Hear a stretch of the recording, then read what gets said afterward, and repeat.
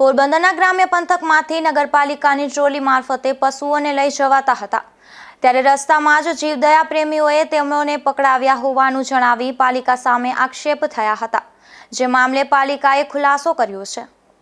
ગ્રામ્ય પંથકમાંથી નગરપાલિકાની ટ્રોલી મારફતે પશુઓને લઈ જવાતા હતા ત્યારે આ મુદ્દો વિવાદમાં આવ્યો હતો, જે મુદ્દે પાલિકાના પ્રમુખ ડોક્ટર ચેતનાબેન તિવારીને એમ જણાવ્યું હતું કે મૂંગા જીવોને કોઈ પણ ગૌશાળાએ લઈ જવા માટે ખાંભોદરના કોઈ ગ્રામજને જણાવ્યું હતું અને તેથી જ પાલિકાએ ટ્રોલી ફાળવી હતી અને તે અંગેની ભાડાની પહોંચ પણ નગરપાલિકા દ્વારા આપવામાં આવી હતી। કશું ખોટું થયું નહીં હોવાનું અને આક્ષેપ કરતા પહેલા હકીકત જાણી લેવા પણ ડોક્ટર ચેતનાબેન તિવારીએ સ્પષ્ટપણે જણાવ્યું હતું। નગરપાલિકાના વાહનમાં ગામડામાંથી પશુઓ લાવવામાં આવે છે, પોરબંદરમાં ઠાલવવામાં આવે છે, આ પ્રકારના આક્ષેપો થયા છે, શું કહેશો?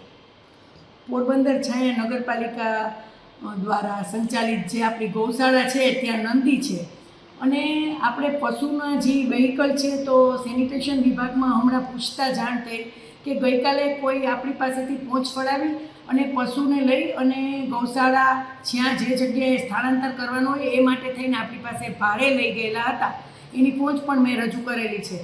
એટલે આપણે લોકોએ એ લોકોને એમને દઈને એમને ગૌશાળામાં પ્રસ્થાપિત કરવાના હતા, એટલે આપણે ભાડે આપેલું હતું। તો કેટલાક લોકોએ આવો મેસેજ અથવા તો અફવા ફેલાવે છે, એને શું કહેશો? એ તમે જોઈ શકો છો આ પહોંચ ઉપરથી કે એ ખાલી અફવા જ છે અને હકીકત આ પહોંચ તમને બતાવે છે। તો આ પ્રકારનો જે પ્રચાર કરશે, પ્રચાર કરનારાઓએ પેલા યોગ્ય તપાસ કરવી જોઈએ એવું જરૂરી લાગે છે? પ્રચાર કરનારા પણ જો ગાય માતાને માને છે, આટલું ગાયનું રિસ્પેક્ટ કરે છે તો ખરી તપાસ કરી અને આપણને તંત્રને પણ જાણ કરે અથવા પત્રકારને જાણ કરે તો આપણે યોગ્ય પગલાં લઈએ, પણ ખરેખર એ લોકોએ જાણી અને પછી આવી વાત કરે।